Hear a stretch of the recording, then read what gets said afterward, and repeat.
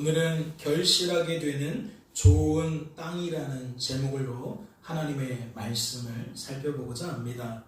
말씀을 같이 보실까요? 누가복음 8장 5절로 8절의 말씀을 보니까 무엇이 기록되어져 있어요? 씨와 씨가 뿌려진 네 종류의 밭이 등장하고 있어요. 길가가 등장하고 있고 바위 위가 등장하고 있고 가시떨기 속이 등장하고 있고 좋은 땅이 등장하고 있다라는 거죠. 요지가 무엇입니까? 이 말씀을 통해 우리는 무엇을 알 수 있죠? 씨라는 것은 동일하게 뿌려졌지만 어디에 뿌려졌느냐에 따라서 결실하게 되는 경우와 결실하지 못하게 되는 경우가 있다는 것을 알 수가 있습니다. 즉, 좋은 땅에 뿌려진 씨는 결실하지만 길가와 바위 위와 가시떨기 속에 뿌려진 씨는 결실하지 못한다는 것을 알 수 있다는 거죠. 한번 말씀을 다시 한번 볼까요? 씨를 뿌리는 자가 그 씨를 뿌리러 나가서 뿌릴새 더러는 길가에 떨어짐에 밟히며 공중의 새들이 먹어버렸고 더러는 바위 위에 떨어짐에 싹이 났다가 습기가 없으므로 말랐고 더러는 가시떨기 속에 떨어짐에 가시가 함께 자라서 기운을 막았고 더러는 좋은 땅에 떨어짐에 나서 100배의 결실을 하였느니라. 즉, 이 말씀은 네 종류의 땅과 그 네 종류의 땅에 뿌려진 씨가 어떠한 결과로 이어지느냐를 잘 드러내주고 있다라는 거죠. 그렇다면 이를 통해 발견할 수 있는 일반적인 교훈은 어떠한 것이 있겠습니까? 첫째, 결실하려면 좋은 땅에 씨가 뿌려져야 한다는 것인 줄로 압니다. 즉, 씨를 뿌리는 자의 입장에서 발견케 되어지는 일반적인 교훈은 무엇이냐? 씨를 뿌리며 씨가 결실하기를 원한다면 씨를 어디에 뿌려야 한다? 좋은 땅에 뿌려야 한다. 다시 말해 씨를 뿌리며 씨가 결실하기를 원한다면 어디에 뿌려서는 안 된다? 길가에 뿌려서는 안 된다. 바위 위에 뿌려서도 안 된다. 가시떨기 속에 뿌려서도 안 된다. 우리들은 씨 뿌리는 자의 입장에서 어디에 씨를 뿌려야 하는지에 대한 교훈을 얻을 수 있다는 거죠. 둘째, 결실하려면 좋은 땅이 되어야 한다는 것인 줄로 압니다. 즉, 씨가 뿌려진 땅의 입장에서 발견할 수 있는 일반적인 교훈은 무엇이냐?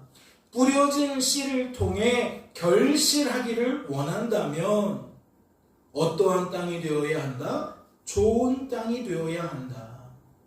다시 말해 뿌려진 씨를 통해 결실하기를 원한다면 길가가 되어서는 안 된다. 바위가 돼서도 안 된다. 가시떨기 속이 되었어도 안 된다. 이러한 각각의 입장에서 각각의 교훈을 우리는 발견할 수 있다는 거죠. 그렇다면 이제 무엇을 고려해야 합니까? 이 비유의 말씀이 씨를 뿌리는 자를 위한 말씀인지 씨가 뿌려진 땅에 대한 말씀인지를 고려해야 합니다. 즉, 이 비유의 말씀을 통해 성도된 우리들이 얻어야 하는 교훈이 무엇인지를 알기 위해서는 이 비유의 말씀이 누구를 위한 말씀인지를 고려해야 한다는 거죠. 어떠한 입장을 위한 말씀인지 고려해야 한다라는 겁니다. 말씀을 보세요. 누가복음 8장 11절로 15절의 말씀을 보면 앞서 살펴본 씨 뿌리는 비유에 대한 해석인데 이 해석되어지는 부분을 보면 무엇을 알 수 있는지 한번 보자는 겁니다. 이 비유는 이러하니라. 씨는 하나님의 말씀이요 길가에 있다는 것은 말씀을 들은 자니 이에 마귀가 가서 그들이 믿어 구원을 얻지 못하게 하려고 말씀을 그 마음에서 빼앗는 것이요 바위 위에 있다는 것은 말씀을 들을 때에 기쁨으로 받으나 뿌리가 없어 잠깐 믿다가 시련을 당할 때에 배반하는 자요 가시떨기에 떨어졌다는 것은 말씀을 들은 자이나 지내는 중 이생의 염려와 재물과 향락의 기운이 막혀 온전히 결실하지 못하는 자요. 좋은 땅에 있다는 것은 착하고 좋은 마음으로 말씀을 듣고 지키어 인내로 결실하는 자니라. 사랑하는 성도 여러분, 말씀을 통해 무엇을 깨닫게 되십니까? 씨 뿌리는 비유에 관한 해석을 통해 여러분은 무엇을 깨닫게 되시냐는 거예요. 이 비유의 말씀은 씨를 뿌리는 자에 대한 말씀이 아니라 씨가 뿌려진 땅에 대한 말씀이라는 것을 깨닫게 되십니까? 말씀을 자세히 살펴보세요. 논점이 어디에 맞춰져 있습니까? 씨를 뿌릴 때에 어디에 씨를 뿌려야 한다라는 것에 집중되어 있습니까? 아니면 씨가 뿌려진 땅에 대하여 집중되어지고 있습니까? 각각의 해석을 통해서 우리가 확인할 수 있는 건 후자라는 거겠죠. 씨를 뿌리는 자에 대한 이야기보다는 씨가 뿌려진 땅에 대한 이야기라는 것을 우리는 알 수 있다는 거예요. 다시 말해 이 비유의 말씀은 하나님의 말씀을 전하는 사람들을 위한 말씀이 아니라 하나님의 말씀을 듣게 된 사람들을 위한 말씀이라는 것을 깨달을 수가 있다라는 거죠. 그렇다면 앞서 살펴본 누가복음 8장 5절로 8절의 말씀을 통해 즉 씨 뿌리는 비유를 통해 성도된 우리들은 어떠한 교훈을 얻어야 하는 겁니까? 뿌려진 씨를 통해 결실하려면 좋은 땅이 되어야 한다는 겁니다. 말씀을 듣고 결실하려면 길가가 되어서는 안 된다는 거죠. 바위 위가 가시떨기 속이 되어서는 안 된다는 겁니다. 이어지는 말씀을 보세요. 이 말씀을 하시고 외치시되 들을 귀 있는 자는 들을지어다. 그렇다면 이 말씀은 어떠한 의미를 담고 있겠습니까? 예수님은 씨 뿌리는 비유의 말씀을 하시고 들을 귀 있는 자는 들을지어다 라고 외치셨는데 이 말씀은 어떠한 의미를 담고 있겠냐는 거예요. 이를 알기 위해서는 이 비유가 있기 전에 어떠한 말씀이 있었는지 그 직전의 말씀을 우선 살펴보아야 합니다. 말씀을 보세요. 각 동네 사람들이 예수께로 나와 큰 무리를 이루니 예수께서 비유로 말씀하시되. 말씀을 통해 무엇을 알 수 있죠? 씨 뿌리는 비유는 한 사람을 위한 말씀이 아니라 특정한 사람들을 위한 말씀이 아니라 큰 무리를 향해 선포되어진 말씀이라는 것을 알 수가 있어요. 즉, 각 동네에서 여러 동네에서 예수님께 나아온 수많은 사람들을 향해 선포되어진 말씀이라는 것을 알 수가 있다는 거죠. 그렇다면 다시 여쭙겠습니다. 누가복음 8장 8절 말씀은 어떠한 의미를 담고 있겠습니까? 씨 뿌리는 비유를 듣게 된 수많은 사람들 중에 어떠한 사람들만 들으라는 거예요? 들을 귀 있는 사람만 들으라는 거예요. 씨 뿌리는 비유가 어떠한 의미를 담고 있는 것인지 어떠한 교훈을 담고 있는 것인지 들을 수 있는 사람만 들으라는 거죠. 말씀을 보세요. 제자들이 이 비유의 뜻을 모르니. 그렇다면 이 말씀이 의미하는 바가 무엇일까요? 조금 전에 우리는 8절의 마지막 부분을 어떻게 해석했어요? 수많은 사람들이 예수님을 통해 씨 뿌리는 비유를 듣게 되어졌는데 예수님은 비유를 마치시고 들을 귀 있는 자는 들을지어다 라고 말씀하셨다는 거예요. 그래서 이 들을 귀 있는 자는 들을지어다 라는 말씀은 어떠한 의미로 여겨졌느냐? 수많은 사람들 중에 알아들을 수 있는 사람만 알아들으라는 이야기로 우리는 받을 수 있었다는 거죠. 그런데 8절 다음에 9절에 소개되어져 있는 내용은 이렇다는 거예요. 제자들이 이 비유의 뜻을 모르니. 그렇다면 묻지 않을 수 없다는 거죠. 이 말씀이 의미하는 바가 무엇이겠어요? 첫째, 제자들 중에는 어떠한 사람이 없었다? 들을 귀가 있는 사람이 없었다. 즉 제자들 중에는 들을 귀 있는 사람이 한 사람도 없었다는 거예요. 씨 뿌리는 비유를 듣고 그 뜻이 무엇인지, 그 의미가 무엇인지 알아들을 수 있는 사람이 하나도 없었다는 이야기이죠.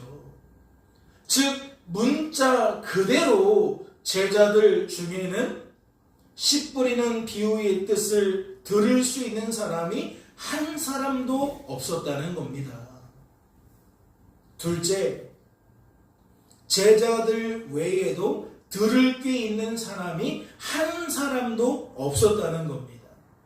즉 제자들이 들을 수 없었다는 것은 그날 그곳에 모여든 수많은 사람들도 들을 수 없었다는 것을 상징한다는 거죠. 다시 말해 예수님과 동고동락하며 예수님 곁에서 예수님께서 하신 모든 말씀을 들었던 제자들조차 그 뜻을 알지 못하여 그 뜻을 예수님께 다시 물을 수밖에 없었다는 것은 그날 그곳에서 씨 뿌리는 비유를 듣게 된 모든 사람들이 그 뜻을 알지 못했다는 것을 의미한다는 겁니다. 과연 무엇이 적절한 해석일까요? 첫 번째 경우가 맞을까요? 두 번째 경우가 맞을까요? 다시 말해 제자들만 못 알아들었다는 얘기일까요? 그날 그곳에 모여든 모든 사람들이 못 알아들었다는 이야기일까요? 구절을 통해 명확한 것은 누가 못 알아들었다는 건 확실합니까? 제자들이 못 알아들었다는 것은 확실해요. 과연 9절 말씀이 무엇을 의미하는지 이어지는 10절 말씀을 통해 확인해 보겠습니다. 이르시되 하나님 나라의 비밀을 아는 것이 너희에게는 허락되었으나 다른 사람에게는 비유로 하나니 이는 그들로 보아도 보지 못하고 들어도 깨닫지 못하게 하려 함이라. 말씀을 통해 무엇을 깨닫게 되십니까? 10절 말씀을 통해 누구도 들을 귀가 없다라는 것을 깨달을 수 있죠. 제자들만 아니라 제자들 외에도, 즉 다른 사람들도 들을 귀가 없었다는 것을 깨달을 수가 있습니다. 제자들만 알아듣지 못한 것이 아니라 제자들 외에도 알아들은 사람이 없었다는 거죠. 제자들만 보아도 보지 못하고 들어도 깨닫지 못한 것이 아니라 그날 그곳에 모여든 모든 사람들이 보아도 보지 못하고 들어도 깨닫지 못했다는 겁니다. 그렇다면 9절 말씀은 어떻게 정리할 수가 있는 거죠? 제자들만 들을 귀가 없었던 것은 아니라는 거예요. 즉 9절 말씀은 문자적인 의미가 아니라는 거죠. 문자가 담고 있었던 상징적인 의미였다는 겁니다. 다시 말해 이러한 뜻이라는 거죠. 제자들조차 알 수가 없었다. 제자들조차 알 수가 없었는데 과연 누가 이 비유의 뜻을 알 수 있었겠느냐? 그렇다면 다시 10절 말씀을 주목해 주시기 바랍니다. 말씀은 제자들 외에도 들을 귀 있는 사람이 한 사람도 없었다는 것 외에 무엇을 드러내고 있습니까? 제자들 외에 들을 귀 있는 사람이 한 사람도 없었다는 것, 그것을 알 수 있어요. 그런데 이 말씀을 자세히 들여다보니까 무엇도 함께 알 수가 있냐는 거죠. 하나님 나라의 비밀을 아는 것이 제자들에게는 허락되었다는 것을 알 수가 있어요. 이해가 되시죠? 10절 말씀을 잘 보니까 제자들 외에도 모든 사람이 알아듣지 못했다는 것을 확인할 수 있는데 그것이 전부가 아니라는 거죠. 알아들을 수 없기는 매한가지인데 하나님이 이렇게 설명하신다는 거예요. 제자들에게는 하나님 나라의 비밀을 아는 것이 허락되었다. 들을 귀 없는 제자들이지만 하나님 나라의 비밀을 그들은 알게 된다. 들을 귀가 없는 제자들이 하나님 나라의 비밀을 보게 된다. 깨닫게 된다. 말씀은 지금 그러한 내용을 더불어 함께 소개하고 있다는 거예요. 즉 들을 귀가 없지만 제자들은 마치 들을 귀가 있는 사람처럼 반응하게 된다는 거죠.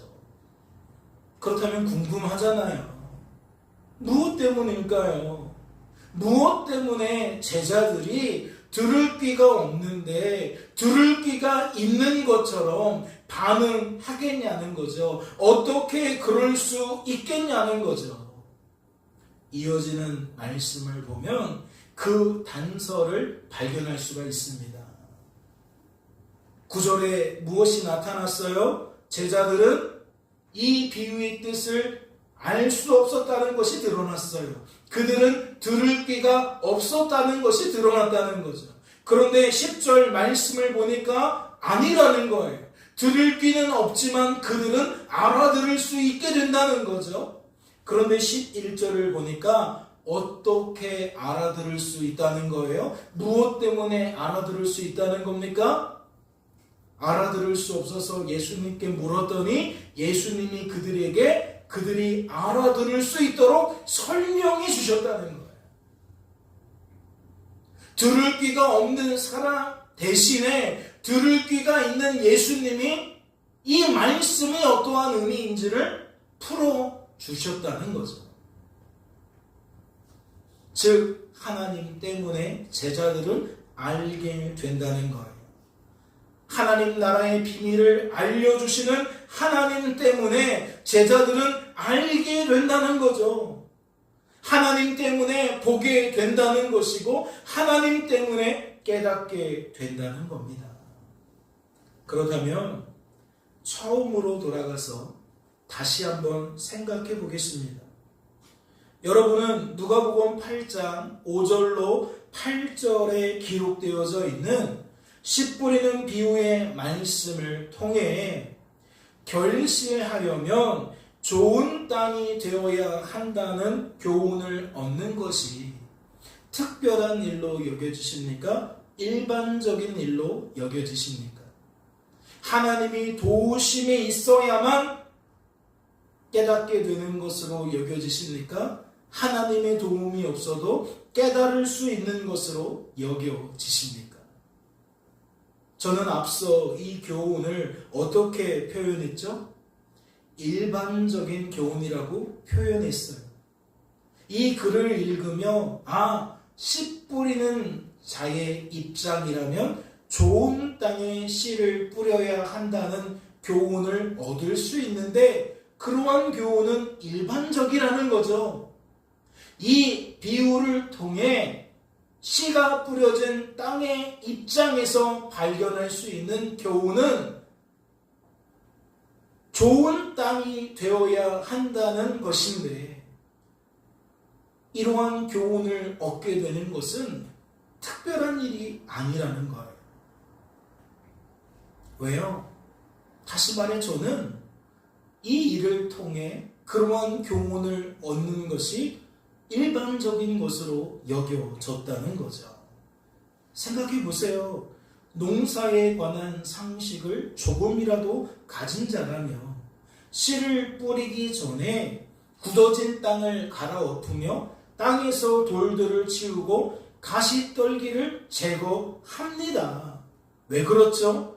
굳어진 땅에 씨를 뿌리면 제대로 결실하지 못하기 때문에 그래요. 돌들을 치우지 않으면, 가시떨기를 제거하지 않으면 제대로 결실하지 못한다는 거죠. 즉 결실하더라도 건강한 결실을, 풍성한 결실을 얻을 수가 없다는 거예요.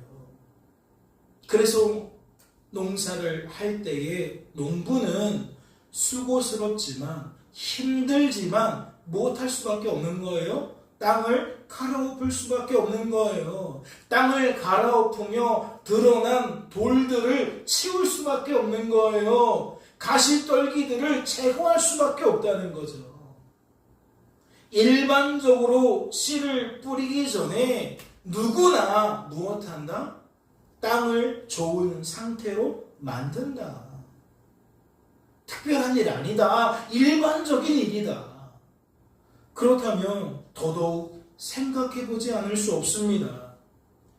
누가복음 8장 9절 말씀을 통해 우리들이 확인한 것은 무엇입니까? 제자들은 이 단순한 일을, 이 일반적인 일을 이해할 수가 없었다는 거예요. 그러니까 궁금하지 않아요? 제자들은 어째서 이 단순한 뜻을, 이 일반적인 뜻을 알아듣지 못해서 예수님께 물었던 것일까? 궁금하지 않냐고요.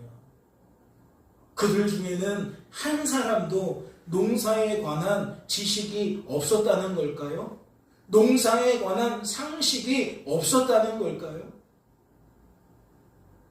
그래서 그들 중에 한 사람도 예수님의 이 씨 뿌리는 비유의 말씀을 알아들을 수가 없었다는 그러한 의미겠냐는 겁니다. 만약 그러하다면 이어지는 10절 말씀은 어떠한 의미가 되는 겁니까? 각 동네에서 예수님께 나아온 수많은 사람들도 농사에 관한 지식이 없었다는 거예요. 즉 마침 그날 그곳에 모여든 수많은 사람들은 농사에 관한 상식이 아무도 없었다는 거죠.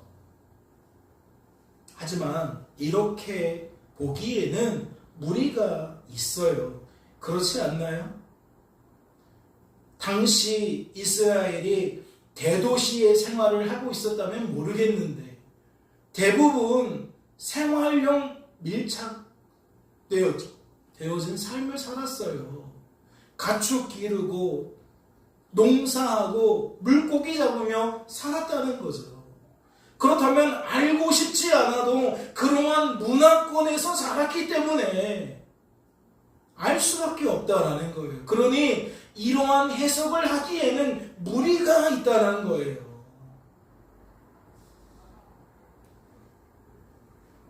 또 한 가지 이것이 무리가 되어진다라는 것은 10절 말씀을 통해서도 확인할 수 있어요. 10절 말씀을 보니까 농사에 관한 상식이 없었다고 말하지 않아요. 농사에 관한 지식이 없었다고 말하지 않아요. 무엇이 없었다고 말하죠? 하나님 나라의 비밀이라고 말하고 있어요. 농사에 관한 지식이 아니라 하나님 나라의 비밀이라고 말하고 있다죠. 그러니까 그들이 알지 못한 것은 농사에 관한 이야기가 아니라는 거죠. 하나님 나라의 비밀이라는 겁니다. 그렇다면 어떻게 여기는 것이 합당합니까? 씨 뿌리는 비유를 통해 드러난 하나님 나라의 비밀을 알지 못한 것으로 여기는 것이 합당합니다. 씨 뿌리는 비유를 알아듣지 못하는 것이 아니라 씨 뿌리는 비유를 통해 알려주신 하나님 나라의 비밀을 알 수 없었던 것으로 여기는 게 맞다는 거죠. 다시 말해 농사에 관한 지식이 없었다는 것을 드러내는 게 아니라는 거예요. 농사에 관한 상식을 통해 하나님 나라의 비밀을 알려주셨지만 이것을 알 수 없었다는 것을 드러냈다는 것이지요. 그렇다면 다시 묻지 않을 수 없어요. 예수님께서 농사에 관한 상식을 통해 알려주신 하나님 나라의 비밀은 무엇일까요? 말씀을 다시 한번 보세요. 이 비유는 이러하니라. 씨는 하나님의 말씀이요 길가에 있다는 것은 말씀을 들은 자니 이에 마귀가 가서 그들이 믿어 구원을 얻지 못하게 하려고 말씀을 그 마음에서 빼앗는 것이요 바위 위에 있다는 것은 말씀을 들을 때에 기쁨으로 받으나 뿌리가 없어 잠깐 믿다가 시련을 당할 때에 배반하는 자. 가시떨기에 떨어졌다는 것은 말씀을 들은 자이나 지내는 중 이생의 염려와 재물과 향락의 기운이 막혀 온전히 결실하지 못하는 자요.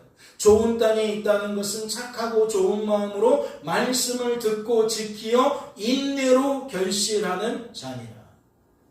말씀을 통해 무엇을 알 수 있습니까?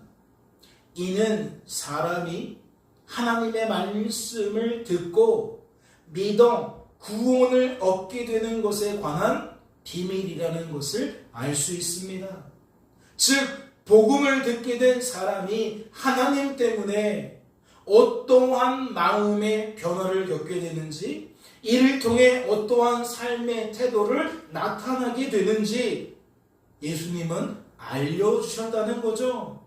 다시 말해 하나님 때문에 사람이 어떻게 성도로 세워지는 것인지, 어떻게 성도로 보존되는 것인지, 어떻게 성도다운 삶을 살게 되는 것인지를 알려주셨다는 거예요. 과연 그러한지 말씀을 하나씩 살펴볼까요? 누가복음 8장 5절과 12절을 보면 무엇에 관한 이야기라는 것을 알 수 있어요. 길가에 뿌려진 땅에 대한 이야기라는 것을 알 수 있어요. 그렇다면 5절과 12절에 드러난 말씀의 요지는 무엇입니까? 길가에 뿌려지면 결실할 수 없다는 그 농사에 관한 상식을 통해 예수님은 지금 무엇을 드러내려고 하셨냐는 거예요. 마귀라는 존재는 사람이 구원 얻는 것을 끊임없이 방해한다는 거예요. 마귀라는 존재는 사람이 하나님과 연합하는 것을, 하나님과 화목하게 되는 것을 계속해서 회방한다는 거죠. 마귀라는 존재는 사람들이 마음을 걸어 잠그게 만든다는 거예요. 하나님의 말씀을 들을 때에 마음을 굳어지게 만들어서 튕겨내버린다는 거죠. 이 말씀을 우리 마음에 심지 못하도록 제거해버린다는 거예요. 즉 길가에 뿌려진 씨가 결실하지 못한다라는 것은 무엇을 드러낸 것이다? 마귀의 역사가 무엇인지, 마귀의 역사를 통해 사람들이 어떠한 처지에 놓이게 되는지를 드러냈다는 거죠. 즉 하나님의 말씀을 듣고 사람의 마음이 하나님의 뜻으로 채워지는 것을 마귀는 방해한다는 거예요. 사람의 생각과 감정과 의지가 하나님의 생각과 감정과 의지로 가득해지는 것을 마귀는 회방한다는 거죠. 다시 말해 마귀는 사람의 마음을 하나님의 뜻에 반하는 것으로 계속해서 채우려 한다는 거예요. 마귀는 사람의 시선과 마음과 생각이 하나님이 아닌 것을 향하도록 끊임없이 유혹하고 미혹한다는 거죠. 그렇다면 이 길가에 대한 이야기는 무엇을 통해 우리들이 이미 검증한 겁니까? 거라사인의 땅에 귀신 들린 사람이 구원받게 되어지는 모습과 이 일을 통해 거라사인의 땅 근방 모든 백성이 예수께 떠나가시기를 구하는 것과 깊이 연관되어져 있음을 알 수 있는 거죠. 그들이 왜 그렇게 예수님을 거부했는지, 그들이 왜 그렇게 예수님을 떠나보려 했는지, 우리는 그 이유를 바로 이와 같이 씨 뿌리는 비유 중에 특별히 길가에 떨어진 모습 속에서 발견할 수가 있었다는 것. 즉 마귀라는 존재가 힘을 썼다는 거죠. 사람들이 예수님을 거부하도록, 예수님을 속히 돌아가게 만들도록, 그래서 예수님 때문에 아무런 영향을 받지 않도록 마귀가 힘을 썼다는 거예요. 즉 거라사인의 땅의 모든 백성은 길가에 씨가 뿌려진 상태였다는 거죠. 이어지는 말씀을 보세요. 6절과 13절은 무엇에 관한 이야기입니까? 뿌려진 씨가 바위 위에 떨어졌다라는 것을 말하면서 무엇을 나타내려고 하는 거죠? 사람이라는 존재가 본디 악하고 약하고 무능한 존재라는 거예요. 사람은 하나님의 말씀을 들어도 하나님의 말씀을 믿을 수가 없는 존재라는 거죠. 사람은 단지 믿는 것처럼 흉내낼 뿐이라는 거예요. 즉 말씀에 표현되어진 습기가 없다는 것은, 뿌리가 없다는 것은 믿음이라는 것을 사람이 스스로 낼 수 없음을 나타낸다는 거죠. 다시 말해 시련을 당하게 되면 다 들통난다는 거예요. 시련 앞에서 모두 배반하게 된다는 거죠. 시련이 있기 전에는 나는 믿음 있는 사람처럼 말도 하고 행동을 하지만 막상 시련이라는 것이 닥치면 사실은 그게 진짜가 아니었다라는 것을 모두 드러낼 수밖에 없다는 거예요. 그렇다면 이 바위 위에 떨어진 이야기는 누구의 이야기를 통해 확인할 수 있는 겁니까? 갈릴리 호수 이쪽에서 저쪽으로, 즉 반대편으로 이동하던 중에 광풍이 일어 물결이 타고 있던 배로 계속 쏟아져 들어올 때에 제자들이 허둥지둥하다가 예수님을 깨우며 예수님 우리가 죽게 되었습니다 라고 말할 때에 예수님이 뭐라 그랬어요? 너희 믿음이 어디 있느냐 라고 말했어요.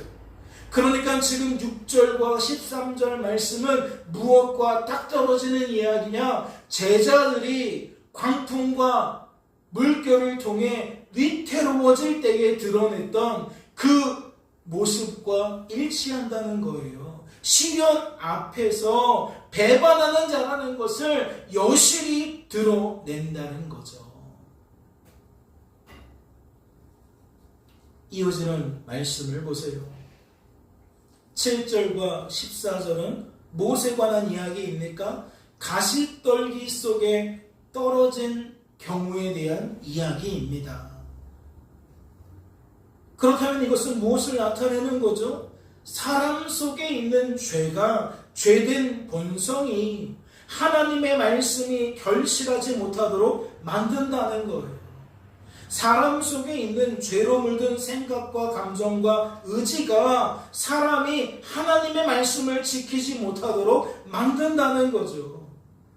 죄로 물든 생각과 감정과 의지를 거부감 없이 따라가려고 하는 그 성향이, 그 경향이 하나님의 말씀대로 말하고 행동하지 못하도록 만든다는 겁니다. 즉, 가시라는 것이 함께 자라서 기운을 막았다는 것은 죄로 물든 생각과 감정과 의지가 우리 속에서 끊임없이 확실해진다는 거예요. 확고해진다는 거예요.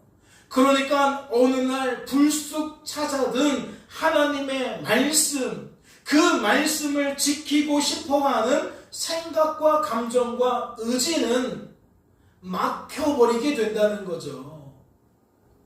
우리 안에 이미 굳건해져 있는 죄로 물든 각자의 생각과 감정과 의지가 이것을 막는다는 거예요. 초롱성이 되어서 새로운 지식을 받아들이지 않는다는 거죠. 새로운 가치관을 거부한다는 거예요. 내가 고수하는 사상과 관념과 어긋나는 복음을 받아들이지 않는다는 거죠. 다시 말해 이 생의 염려와 재물과 향락의 기운이 막혔다는 것은 죄로 물든 생각과 감정과 의지를 거부감 없이 따라가려고 하는 그 성향에, 그 경향에 하나님 말씀대로 말하고 행동하려고 하는 성향이, 경향이 막혀버린다는 것을 의미한다는 거예요. 이는 둘 다 확인할 수 있는 내용이죠. 제자들이 일부러 그런 게 아니에요. 위태로워지니까 무엇이 더 확고해진 거예요? 이러다가 죽겠다라는 그 생각이, 감정이, 의지가 확고해지는 거예요. 그러니까 우리 안에 있었던 일말의 믿음이 다 사라진다는 거지요. 내가 지금 죽을 위험 앞에서는 그 모든 것이 힘을 잃어버린다는 거예요. 가치를 잃어버린다는 거예요. 첫 번째 우선순위는 무엇이 된다? 살고 봐야 된다. 이는 거라사인의 땅에서도 동일한 역사겠죠. 사람들은 예수님을 받아들일 수 있었어요. 그런데 예수님이 오자마자 자신들의 큰 재산이라고 할 수 있는 수천 마리의 돼지떼가 몰사하는 것을 지켜보니까 또 발동되는 거예요. 우리들이 갖고 있었던 그 사상과 관념이 발동되어지는 거예요. 아, 저 사람은 해로운 사람이구나. 나에게 물질적으로 손해를 끼치는 사람이구나. 저 사람과 우리는 함께할 수 없다. 저 사람을 빨리 내쫓아야 된다. 아니면 나는 더욱 큰 손해를 입을 수밖에 없을 것이다. 그러니까 생명의 가치를 두고 물질의 가치를 두는 우리들은 결국 무엇이 막혀요?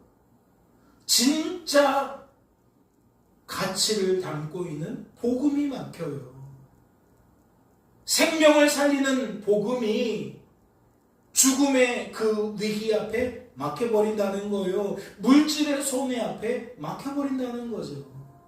진정한 부자가 될 수 없도록, 진정한 영생을 누리지 못하도록 그러한 것들이 기운을 끊어낸다는 겁니다. 그렇다면 이제 종합해 볼까요? 길가와 바위 위와 가시떨기 속은 무엇을 나타낸다 할 수 있습니까? 사람이 사람의 마음속에 있는 죄와 죄된 본성을 스스로 이길 수 없다는 것을 나타낸다 할 수 있습니다. 즉 사람이 사람의 마음속에서 역사하는 마귀의 역사를 스스로 이길 수 없다라는 것을 나타낸다는 거죠. 누가 장담할 수 있겠어요? 아니요. 나는 진짜 믿음이에요. 나는 다 배반해도 배반하지 않을 수 있어요. 다 흔들려도 흔들리지 않을 수 있어요. 목숨이 경각에 달린 위태로운 위급한 상황 속에서도 나는 믿음을 지킬 수 있어요. 물질에 커다란 손해를 입게 되어도, 막심한 손해를 입게 되어도 나는 믿음을 지킬 수 있어요 라고 누가 말할 수 있냐고요. 누가 장담할 수 있냐고요. 그 일이 있기 전에는 흉내낼 수 있지만 막상 그 일이 닥치면 여지없이 누구나 무너질 수밖에 없다는 거예요. 왜요? 그만큼 사람의 마음속에 있는 죄와 죄된 본성은 강력하다는 거죠. 사람의 마음속에 역사하는 마귀의 역사는, 귀신의 역사는 강력하다는 겁니다. 그렇다면 이것이 의미하는 바가 무엇일까요? 사람은 결코 스스로 결실할 수 없다는 거예요. 다시 말해 하나님의 말씀을 듣고 스스로 믿을 수 없다는 거죠. 스스로 구원을 얻을 수 없다는 겁니다. 즉 스스로 굳어진 마음을 갈아엎는 게 아니라는 것이고, 스스로 바위를 치울 수 없다는 것이며, 스스로 가시떨기를 제거할 수 없다는 거죠. 그러니까 농사에 관한 일반적인 지식은, 일반적인 상식은 무용하다는 거예요. 쓸모없다는 거예요. 왜요? 일반적인 농사에 관한 상식과 지식은 결실하고 싶으면 갈아엎으라는 얘기거든요.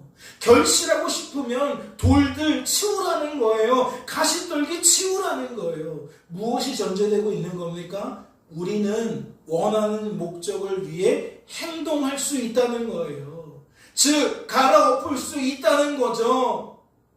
돌을 치울 수 있다는 것이고 가시떨기를 제거할 수 있다는 거예요. 할 수 있는데 왜 안 하냐는 거죠.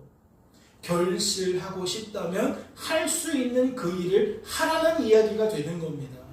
그런데 하나님 나라의 비밀은 무엇이라는 거죠? 아니라는 거예요. 할 수 없다는 거예요. 사람은 스스로 갈아엎지도 못하고 돌을 치우지도 못하고 가시떨기를 제거할 수도 없다는 거죠.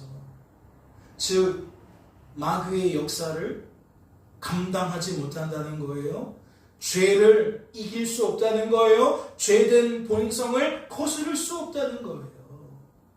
결코 스스로 좋은 땅이 될 수 없다는 거죠. 그렇다면 끝으로 이어지는 말씀을 보세요.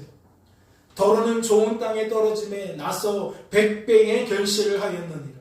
이 말씀을 하시고 외치시되 들을 귀 있는 자는 들을지어다. 좋은 땅에 있다는 것은 착하고 좋은 마음으로 말씀을 듣고 지키어 인내로 결실하는 자니라.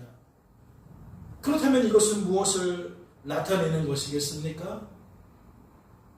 같은 선상의 이야기가 아니겠죠? 하나님 나라의 비밀이 8절과 15절에서 풀려지는 거겠죠. 그렇다면 8절과 15절에서 말하는 좋은 땅이라는 것은, 결실하는 자라는 것은 무엇을 나타내는 겁니까? 사람은 오직 하나님을 통해서만 좋은 땅이 될 수 있다는 거예요.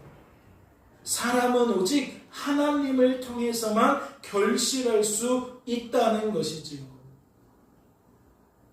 하나님 때문에 마귀의 역사를 이길 수 있다는 것이고, 죄를 꺾어낼 수 있다는 것이고, 죄된 본성을 거스를 수 있다는 거죠.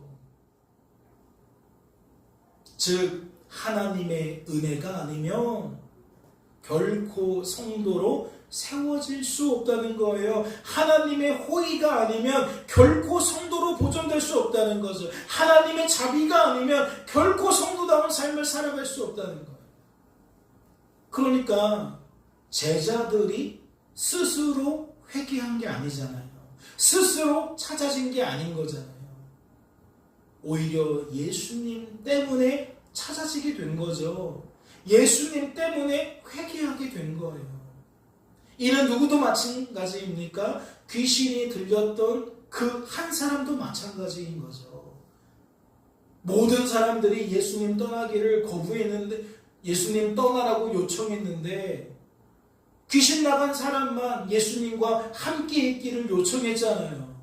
왜 그가 다르게 반응한 거예요? 왜 다른 태도를 나타낸 겁니까? 스스로 낸 것이 아니라 하나님의 은혜를 힘입었기 때문이에요. 하나님의 호의와 자비를 덧입었기 때문이에요. 즉 하나님 때문에 그가 예수님과 연합하는 것을 좋아했다는 거죠. 예수님과 화목하게 되는 것을 기뻐했다는 겁니다. 이해가 됐어요? 우리는 8장 말씀에 소개되어져 있는 세 가지 사건을 집중적으로 살펴봤어요. 씨 뿌리는 비유와 너희가 믿음이 어디 있느냐라고, 너희 믿음이 어디 있느냐라고 한 소리 들었던 그 예수님의 그 제자들의 모습과 예수님 빨리 돌아가세요라고 외쳤던 그 사람들, 나는 예수님과 함께 있고 싶어요라고 외쳤던 그 한 사람, 우리는 이 각각의 세 가지 에피소드를 통해 무엇을 확인할 수 있느냐? 하나님 나라의 비밀을 확인할 수 있다는 거죠. 하나님 나라의 비밀에는 무엇이 낄 수 없어요? 하나님이 아닌 것이 낄 수 없어요. 죄로 물든 생각과 감정과 의지가 낄 자리가 없어요. 죄로 물든 사상이, 관념이, 상식이, 가치관이 낄 자리가 없어요. 농사에 관한 상식과 지식을 뒤엎어버리는 하나님 나라의 비밀이 이것을 더욱 밝히 드러낸다는 거죠. 그러니 새롭게 주어진 한 주간의 삶 속에서는 어떠한 반응을 내야 합니까? 하나님만 바라보고 의지하고 자랑하는 반응을 내야 합니다. 내 삶에 펼쳐지는 모든 일들 속에서 그 일들을 나와 함께 하시는 하나님과 연결짓는 반응이 나타나야 한다는 거죠.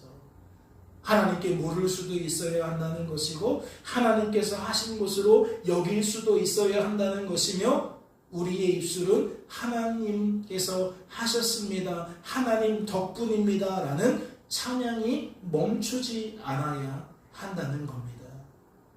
우리 안에 하나님이 계시다면 그분은 우리가 그러한 삶을 살아갈 수 있도록 능히 역사하신다는 거죠.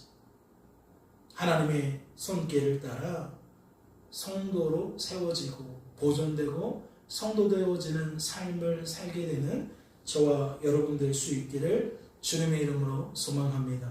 기도합니다. 하나님 아버지, 오늘도 씨 뿌리는 비유를 통하여 하나님 나라의 비밀을 발견케 하시니 감사합니다. 잃어버린 자를 찾아 구원하시는 이는 하나님이심을 잊지 않게 하여 주옵소서. 우리를 성도로 세우고 보존하고 성도답게 만드시는 분은 오직 하나님이심을 잊지 말고 기억하게 하옵소서. 그리하여 하나님의 반응을 나타내는 것이 아니라 하나님께 부합하는 반응을 나타낼 수 있도록 인도하여 주옵소서. 우리의 생각과 감정과 의지가 더덥지 않기를 원합니다. 우리의 말과 태도가 부질없지 않기를 원합니다. 새롭게 주어진 한 주간의 삶 속에서 성령의 풍성한 열매 맺을 수 있도록 주여 인도하여 주시옵소서. 주께서 우리를 붙들어 주실 줄로 믿고 감사드리며 이 모든 말씀 우리를 죄에서 구원하신 예수님의 이름으로 기도하옵나이다. 아멘.